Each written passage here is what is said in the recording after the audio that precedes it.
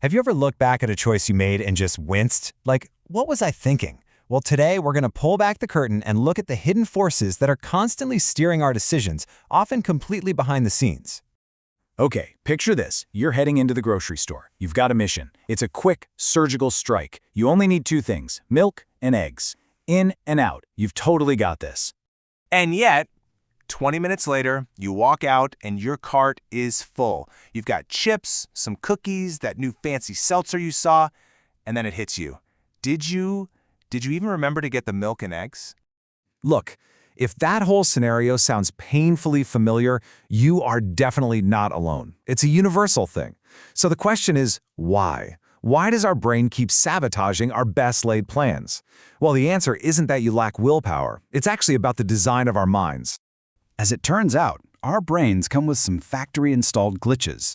Think of them like little shortcuts that affect our judgment every single day. And these aren't random bugs either. They're predictable patterns in the way we all think. The official term for these glitches is cognitive biases. You can think of them as your brain's autopilot system. These mental shortcuts, or heuristics as they're called, are there for a reason. They helped our ancestors make split-second decisions to survive. The only problem is, in our modern world, that autopilot can often steer us right into a wall. So let's go back to that grocery store aisle. Your brain was basically being played like a fiddle. That 2 for $8 sign, that's the framing effect in action. It just sounds like a better deal. Then your brain got fixated on that bright yellow sale tag. That's anchoring bias. And after walking past thousands of products, your brain just got tired. Decision fatigue kicks in, and grabbing that easy, tempting bag of chips feels like the only logical thing to do. Okay, so if these biases can lead us so far off track, why on earth do we even have them? Why is this part of our mental software? Well, to get that answer, we need to rewind. We have to look at the world our brains were actually built for. Let's talk about this really fascinating idea called evolutionary mismatch. And here's the bottom line. You are walking around with a Stone Age brain in a space-age world. So, evolutionary mismatch is what happens when our old-school survival programming completely backfires in the modern world. All these traits that kept our ancestors alive and kicking can actually become liabilities today, all because our world changed way, way faster than our biology ever could. I mean, just look at the contrast here. Our brains evolved to handle immediate, in-your-face threats, like a lion. Today, we deal with delayed stress, like a project deadline that's 3 weeks away. We are programmed for a world where food was scarce and took a ton of effort to get. But now, we have drive-thrus and endless buffets. Our whole system is wired for an immediate return world, but we live in a delayed return one. And that right there is the fundamental conflict. Your brain's default setting is to grab immediate rewards and run from immediate threats. That powerful urge to grab that candy bar, that's your inner hunter-gatherer brain screaming, "Hey, quick calories. We might not find any tomorrow, so get them now."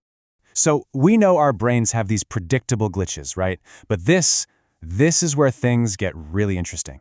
See, if our mistakes are predictable, it means that the environments we make choices in can be designed to push us one way or another. Welcome to the world of choice architecture. This quote from the Nobel-winning economist Richard Thaler is absolutely crucial. He's saying it's not a question of if our choices are being influenced, but how. The way options are presented to us always shapes our decisions, whether it's by accident or by design. And the person who designs that environment, they're called a choice architect. And trust me, they are everywhere.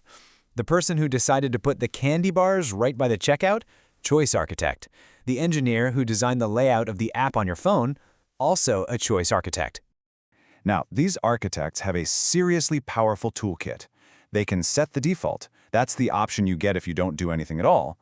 They can structure the choice, controlling how many options you see so you don't get that decision fatigue, and they can frame the message, just like that 2 for $8 deal we were talking about. Which brings us to a massive question. If our choices can be steered so easily, is that influence a helpful guide? You know, a gentle nudge, or is it just plain manipulation? Let's look at a really powerful, real-world example of this. In some countries, organ donation rates are shockingly low, often under 30%, but in other countries, they're almost 100%. So what's the difference? Is one group of people just more generous? No. It's all about the power of the default. In opt-in countries, the default is you are not a donor. In opt-out countries, the default is you are. That one little switch is literally the difference between life and death for thousands of people. This is just a brilliant example of a nudge for good. By just changing that default option, using that simple tool of choice architecture, thousands of lives are saved. And here's the key. Your freedom to choose is totally respected. You can always opt out, but the outcome for everyone is just dramatically better. But for every one of those positive nudges, there's a potential dark side. These exact same techniques can be used to push us or trick us into decisions that are definitely not in our best interest. You know exactly what I'm talking about. We've all seen this. You go to a new website and up pops the cookie banner.